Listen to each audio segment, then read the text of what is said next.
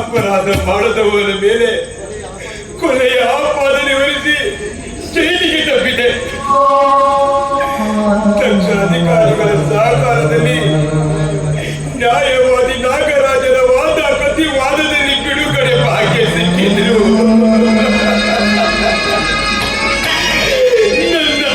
ನನ್ನ ಬಡದಿ ಮುಖ ನೋಡುವ ಭಾಗ್ಯ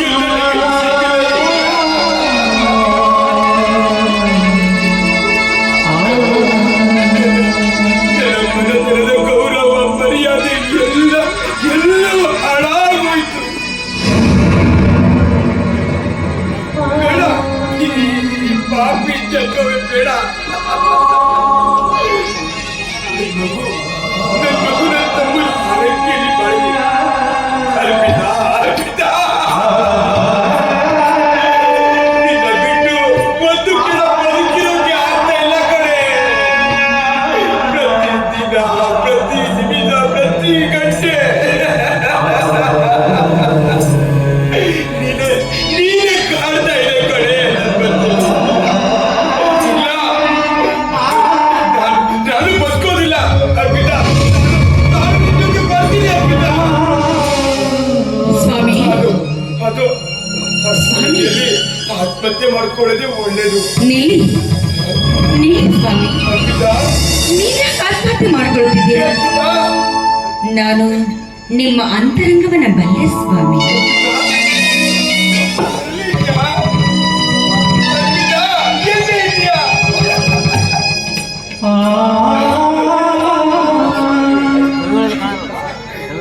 ಸಾವಿನಲ್ಲಿ ನೋಡದ ಪಾಪಿ ಕಡೆ ನಾನು.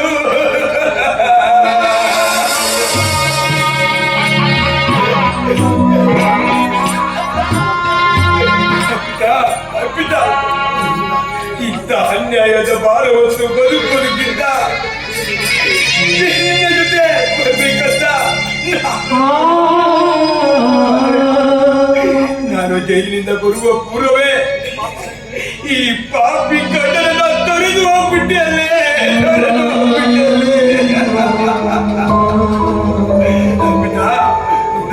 ನಿನ್ನ ನೋಡಿದ ಕ್ಷಣಗಳು ನನ್ನ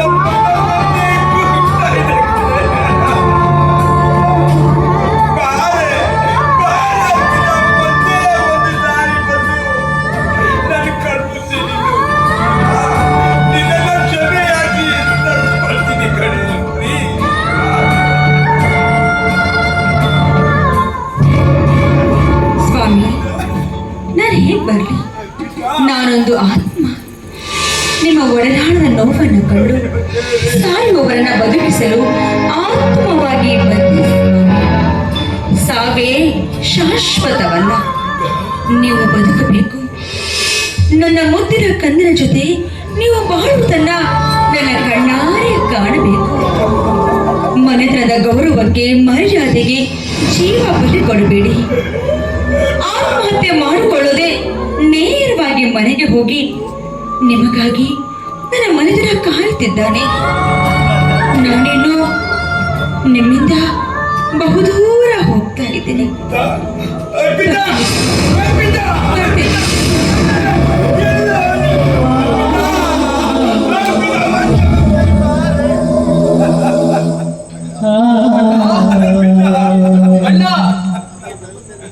ಅತ್ತಿಗೆ ನಮ್ಮನ್ನೆಲ್ಲ ಬಿಟ್ಟು ಬಾರದ ಲೋಕಕ್ಕೆ ಹೋಗಿಬಿಟ್ಟಣ್ಣ. ನೀನು ಮನೆಗೆ ಬಾರದೆ ಅವಳಿಗಾಗಿ ಏಕೆ ಪರಿತಪಿಸಿರುವೆ ಅಣ್ಣ? ಏಕೆ ಪರಿತಪಿಸುತ್ತಿರುವೆ? ಇಲ್ಲ ಕಣೋ, ಅವಳು ಎಲ್ಲೂ ಅವರ ಅಪ್ಪ ಅಮ್ಮ ಹೊತ್ತು ಬಹಳಕ್ಕಿಂತ ಸತ್ತ ಮನುಷ್ಯರೊಂದಿಗೆ ಸೇರ್ಕೊಳ್ಬೇಕು ಅಂತ ಆತ್ಮಹತ್ಯೆಗೆ ಮುಂದಾದೆ.